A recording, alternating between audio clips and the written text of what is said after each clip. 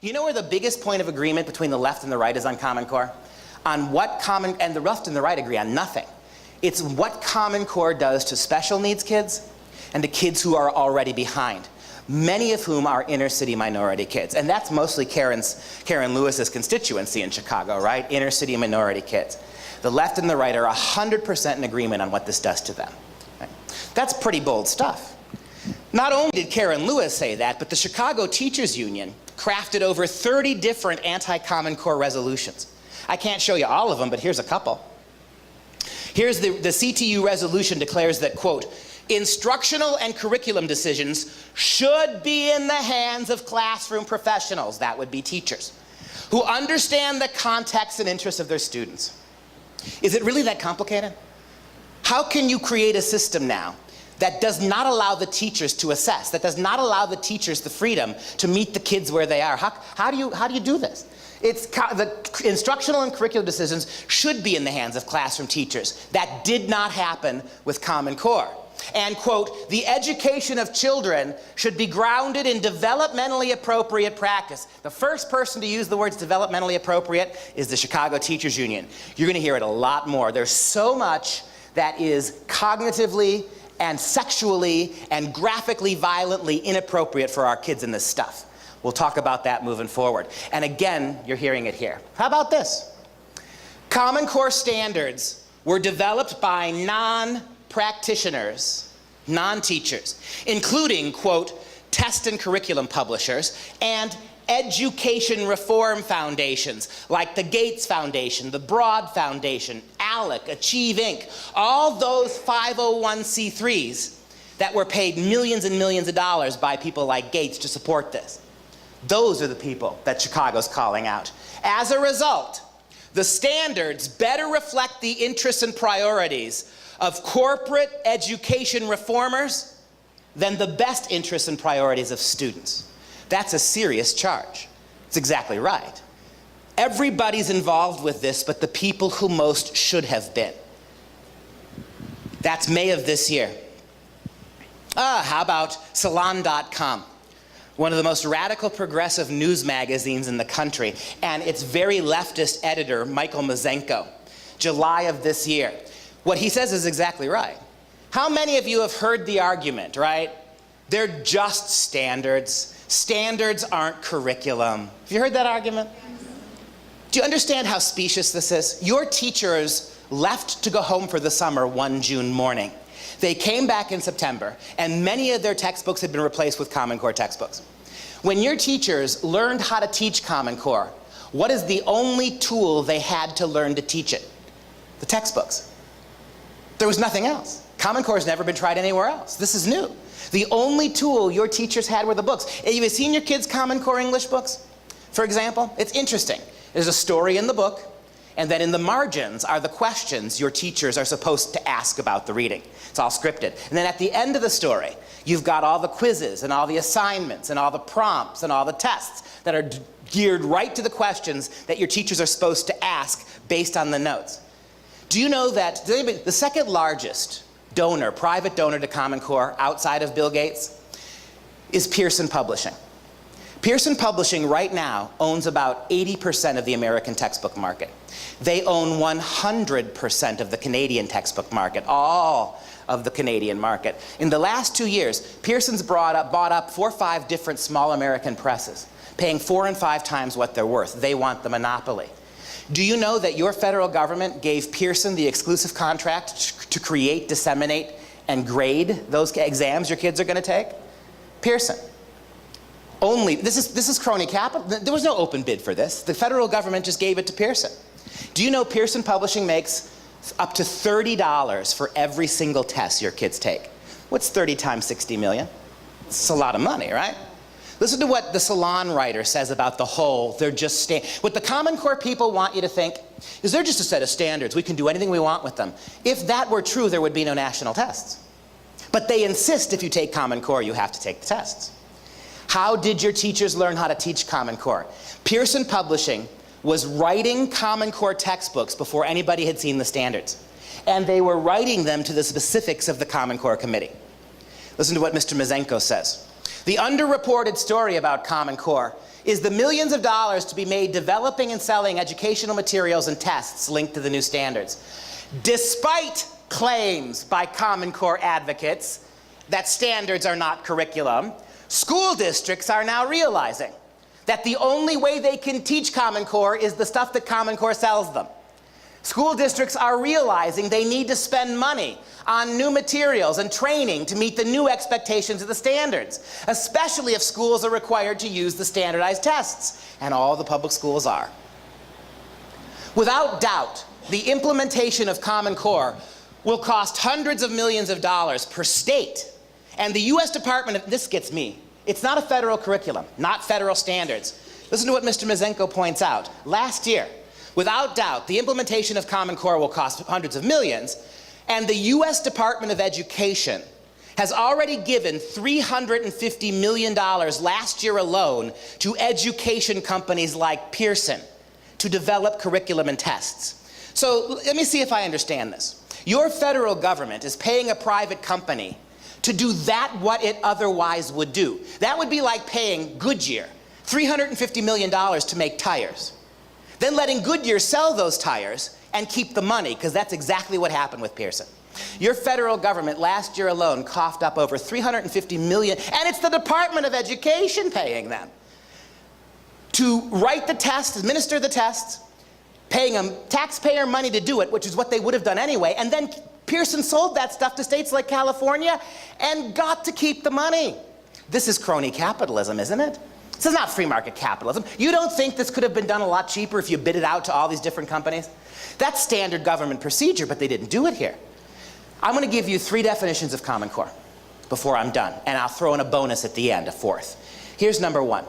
Based on everything you've seen so far, Common Core is an unholy alliance between an out-of-control federal government and a very select group of crony capitalist companies who are raking in billions. That's what this is. And it's not even me telling you this. You got Lewis, you got the Chicago Teachers Union, you got Salon Magazine, you got the NEA telling you this, right? Now look, I could bore you for weeks and weeks with conservative people who've said the same thing, with Christian people who've said the same thing. Let's save the comments to the end, because this will be a long talk if we don't. Which one? The definition? You're very opinionated, wonderfully. What do you want me to repeat? The part about The definition. All right, I'll say it. If you want to write it down and quote my opinionated self, you do so. Common Core is an unholy alliance between an out-of-control federal government, in the words, is Karen Lewis opinionated too? Because she's the one who sort of said that. Is Michael Mazenko opinionated? I just want you to make sure you get your opinionateds spread out the way they properly should be. An unholy alliance between an out-of-control federal government and a very small group of crony capitalist companies who rake in millions off this process. Okay? He says it. He says it. Without doubt, the implementation of Common Core will cost hundreds of millions. And the Department of Education has already given $350 million to education companies like Pearson to develop curriculum and assessments. Clearly, the Common Core state standards have been incredibly lucrative for businesses, while the benefits to students remain dubious at best. That's him, right? And I'm seconding it for what it's worth. Michael Mazenko, let's talk about this fella. This is Josh Katz. He is a high school math teacher from Orange County, California. He is a you got an Orange County here. Orange County, Florida. He is a self-described liberal progressive, and he is doing what I'm doing. He's traveling the country in a very opinionated way, telling you why Common Core is bad. That's what he's doing. I want you to listen to him, right? Let him tell you about this relationship. It's an interesting little point he makes. Our toxic culture of education begins with a classic supervillain archetype. I focus on Syndrome from The Incredibles. The supervillain's plan is to unleash a doom onto the world that only the supervillain can stop, thus gaining all the desired power. Now this is exactly what happened in education in the 1980s and before, and then culminated in No Child Left Behind. Private education companies realized they could use public education, a multi-billion-dollar industry, to create a nearly endless stream of taxpayer money. They channeled millions of dollars into lobbying efforts and focused on two words, rigor and accountability, and put everything into place. State statutes were passed, district rules were enforced, and then finally, No Child Left Behind became the national standard. Don't get me wrong about politics. These efforts were underway long before they were passed, so both parties get to take full credit for their disastrous results, especially Race to the Top. We somehow took the education system that produced the individuals who put a man on the moon with technology less powerful than the phone in my pocket and characterized that education system as a failure, using the word accountability. We only have one way to address accountability: standardized testing. So we implemented standardized testing. And then a 1983 publication called A Nation at Risk showed standardized tests proved schools were failing, teachers were failing, students were failing, and when everything is failing, guess what we need? New textbooks, new workbooks, new resources, new training, accountability systems, new schools, private schools, charter schools, and who is it that creates all of these things that all of a sudden we need? Our supervillain, private education companies. The only way to feed a business model in this toxic culture of education is to perpetuate a picture of failure. I would love to meet any education company that has a business model that is built upon long-term student success. There simply is no money in long-term student success. Now, how is it that we can believe that a standardized test is what accurately measures student achievement? How can we believe that it measures student growth? That moment when the student's light bulb is finally lit, aha. That moment when a student says, thank you for helping them graduate with a 2.0 GPA. How can we attach a number to that moment when a third grader finally has the ability to write his own name? Who, by the way, has been labeled a failure for himself, his teacher, and his school. Yet we crave education standardization. We believe we need these high-stakes tests because we eat up the misinformation provided by these companies and policies using a false validity of their testing results. Our testing culture begins in elementary school. Colleagues of mine work with third graders who suffer from anxiety from high-stakes testing. From a one-day, one-shot, 4-hour computer-based test, the future path of a student is set, an academic identity is established, and a message is delivered loud and clear: either you can or you can't make it. And no matter what the teacher tells the student about how good they are or what talents they have, if the student doesn't score well on that high-stakes test, the third graders know exactly what it means and begin to define themselves. And it's starting to happen now in kindergarten. So we continue this barrage of standardized tests, and the students continue failing, and the districts have to continue the next initiatives that can solve the problems. Who is it that manufactures these products? Who creates these solutions? Our supervillain. Private companies like Pearson and McGraw-Hill, who operate off policy and legislation written by nonprofit organizations and lobbying groups like ALEC, the American Legislative Exchange Council. The Common Core will do even more damage because of its emphasis on high-stakes testing matched with its myopic standards that are disguised in critical thinking. I've seen my daughter's kindergarten and first grade assignments. This isn't critical thinking. This is developmentally inappropriate rote. You think they could fool me with this stuff? Any education reform that doesn't address high-stakes testing and the non-cognitive factors of true success like character and integrity is a complete waste of time, and it's killing our kids. Yeah, it's killing our kids. That's the second person you've heard, not me, use the terms developmentally inappropriate. All right, we're going to talk a little bit more about what that means. Let me start by something I disagree with him on. With all due respect, I think in this instance, this is a flaw of progressive thinking, if I may. Notice how Mr. Katz identifies as the supervillain the private company. That strikes me as pretty typical progressive thought. And you heard me just excoriate Pearson Publishing. I have no sympathy for them. But could Pearson Publishing be exploiting your schools this way if the federal government didn't want them to? Did you see what the very progressive Mr. Mazenko said, right? That it's the federal government paying Pearson to do this. So with all due respect to Mr. Katz, I would say there's enough blame to go around. And quite frankly, who has the ultimate power? If the federal government wanted Pearson out of your schools, they'd be gone. That's where I disagree with him. But in terms of what I agree with, how about this? What he says is absolutely 100% right. American education from 1900 to about the mid-1970s was among the best in the world. I love what he said there. I want to give him credit for it. We educated a generation who put a man on the moon with less technology than your cell phone. That's brilliant. And somehow we characterize that education system as a failure. Who decided in the 1970s, the end of the 1970s, who decided American education was failing? The teachers didn't decide that. The students didn't suddenly stop knowing things. The colleges and universities weren't suddenly dissatisfied with the kids that were coming to them. You know who decided this? Private education companies. And when did it happen? When we created the Department of Education. We educated kids in this country very well for almost 200 years with no Department of Education. And then no sooner did we make one than it had to justify its own existence and the billions of dollars that were getting dumped into it. And so what did it do? It contracted private companies like Pearson to create tests to measure how our kids were doing. And lo and behold, these tests proved they were.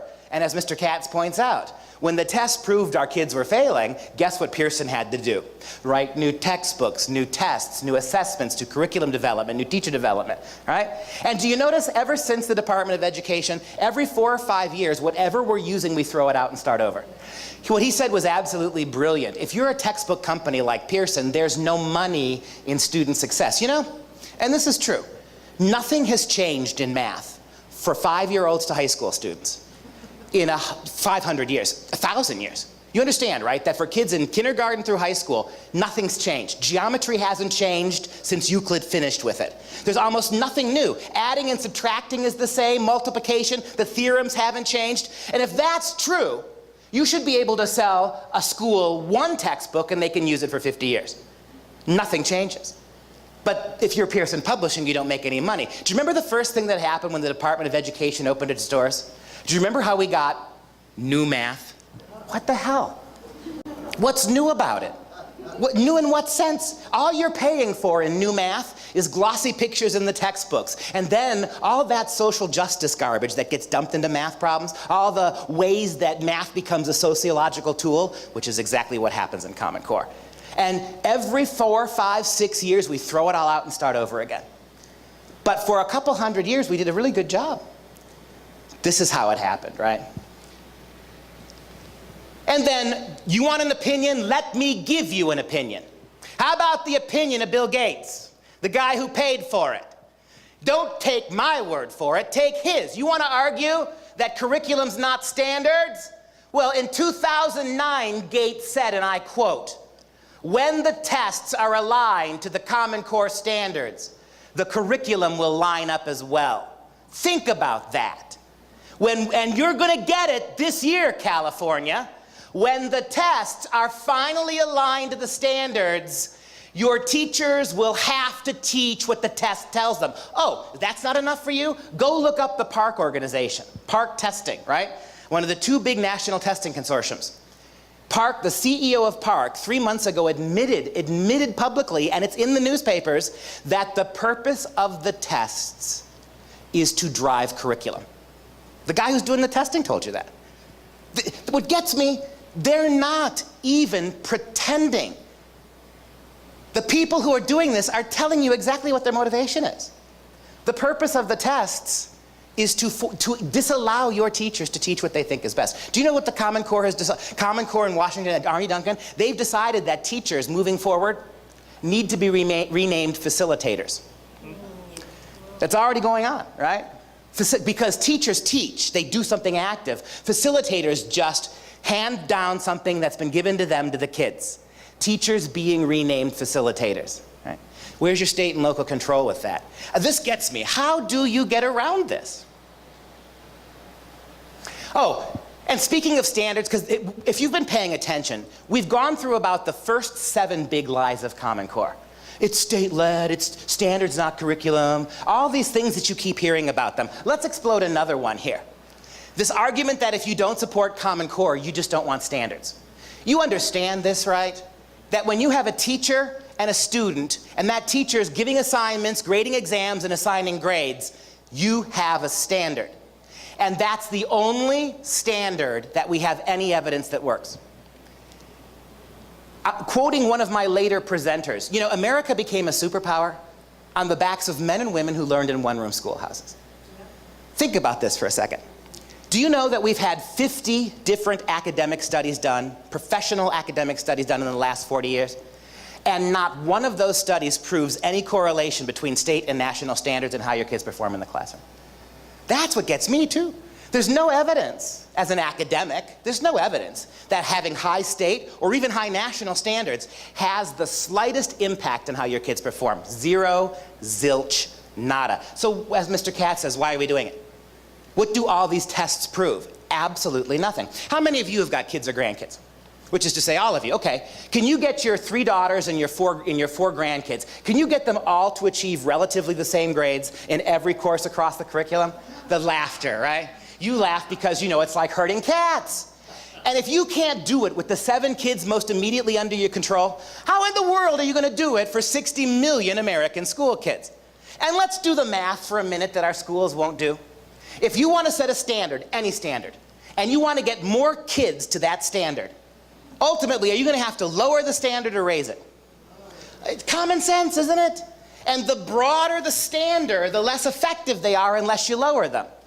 The joke is that these standardized tests tell us nothing meaningful about our kids.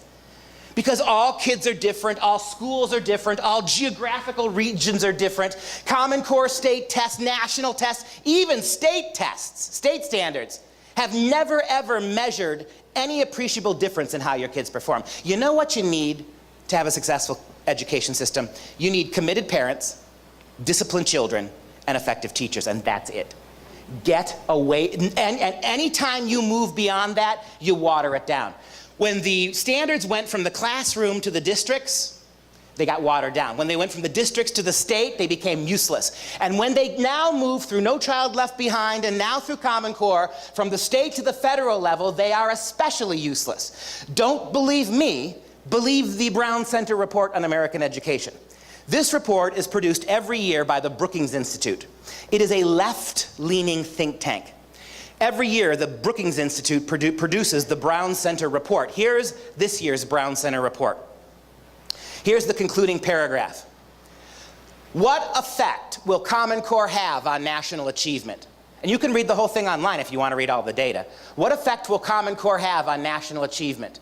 The analysis presented here suggests very little impact.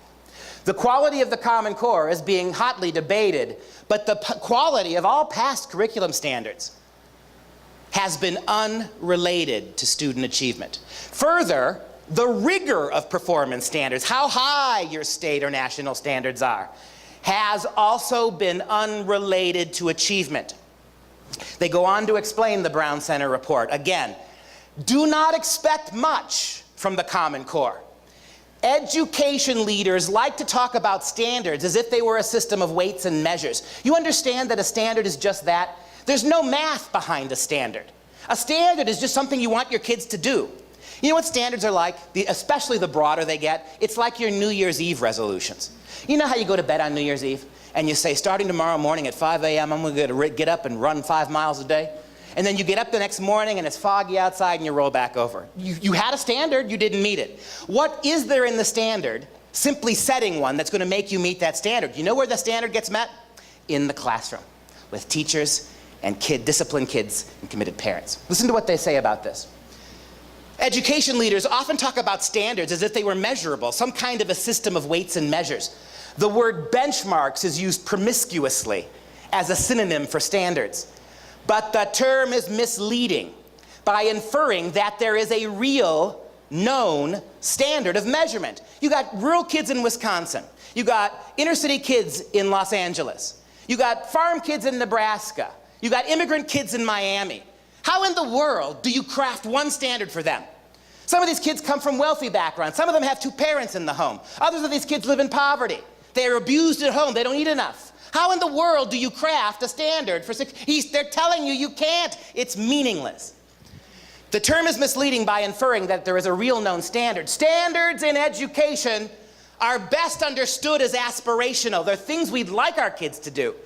But the standards themselves have no ability to do it, any more than your New Year's resolution can drag you out of bed 5 o'clock the next morning. And like a strict diet or a prudent plan to save money for the future, They represent good intentions not often realized. So why do we keep doing this? We've had 40 years of standardized education, 40 years of bigger national, more comprehensive tests, and it has never, ever worked. But you know big government, right?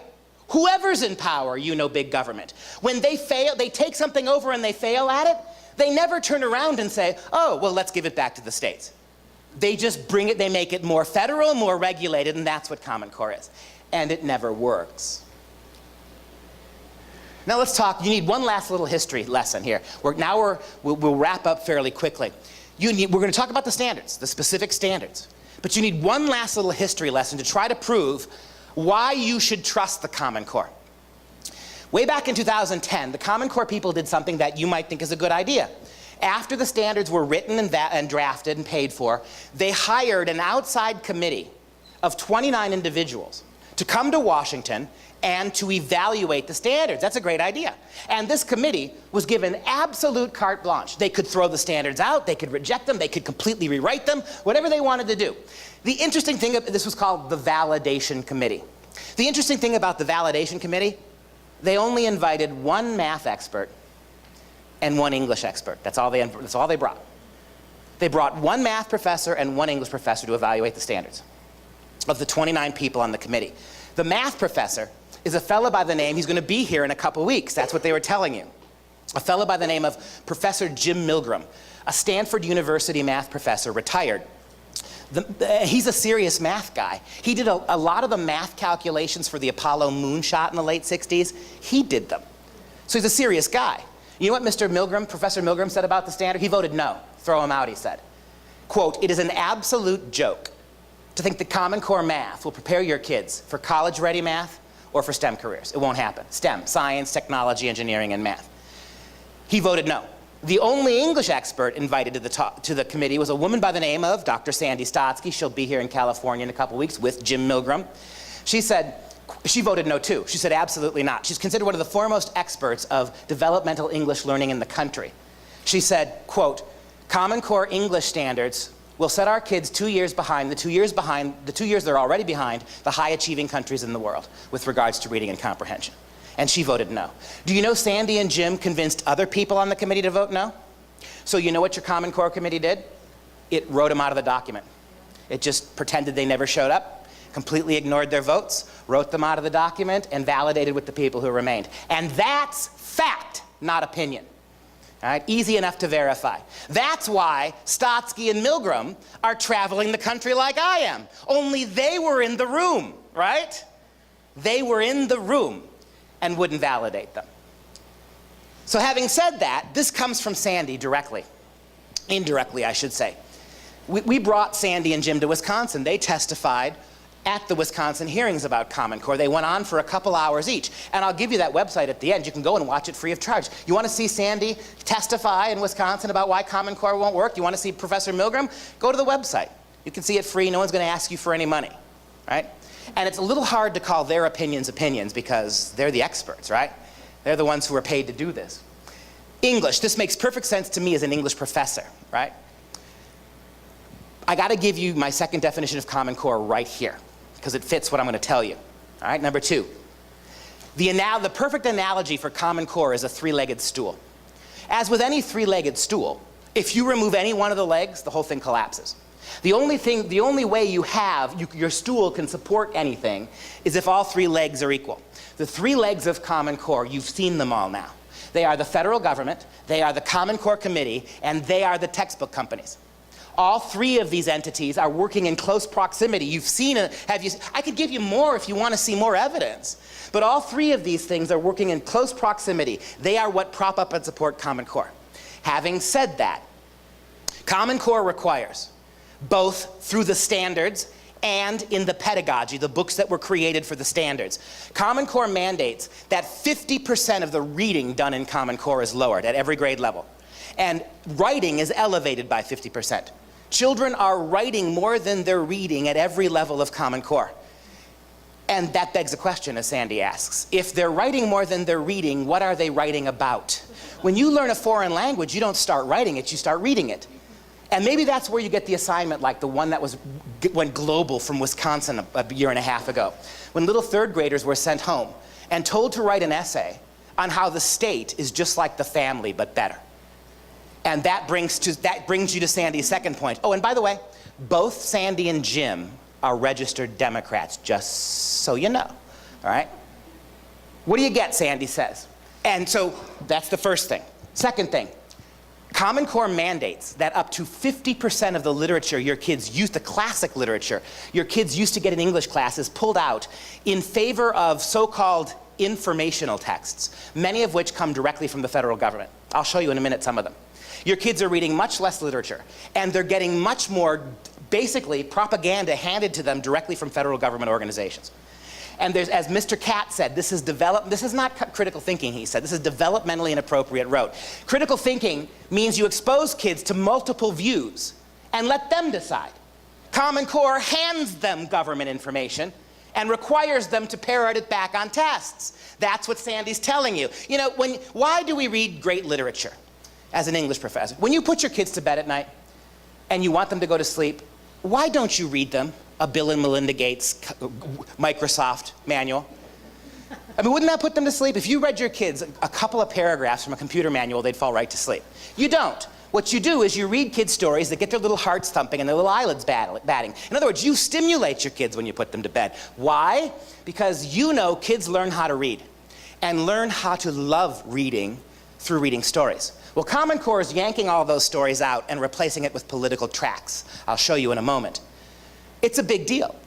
When you read Shakespeare, or you read Jane Eyre, or you read any of the great writers, you don't know how Shakespeare would have voted on illegal immigration. You don't know how Milton would have voted on the budget deficit. You don't know any of that stuff. You talk about things, big things in literature. War and truth and justice and love. That's what you do. But that's being pulled out now, and you're getting all this other stuff. Let me show you some of the Common Core exemplar texts. By the time your daughter's a freshman in high school, she'll be reading things like Recommended Levels of Insulation, a report released in 2010 by the EPA and the Department of Energy. It's a 50-page regulatory document on the environmentally correct way to insulate new buildings. It is 50 pages of of legal jargon. Is that the kind of thing that's going to make your kid want to read more? In fact, Sandy estimates that about 30% of all the exemplar texts are exclusively about man-made global warming. And it's not a question, it's a fact. And almost in every one of these texts, America is responsible, not the rest of the world. How about the second one there? They're getting President Obama's own executive orders. By the time your kid's in the 10th grade, he'll be reading Executive Order 13423 directly from the Obama desk, strengthening federal environmental, energy, and transportation management. A long essay on the evolution of the grocery bag. Spoiler alert, paper and plastic are both bad, and America's destroying the planet. Over and over again now, this federal government is requiring your kids at almost every grade level to read government stuff like this in English class. And even if you consider yourself terribly, terribly progressive, you have to recognize, don't you, that what happens when one of those evil right-wingers becomes president? Are you going to be perfectly content with it when that evil right-winger starts handing his or her executive orders? I don't think you would be.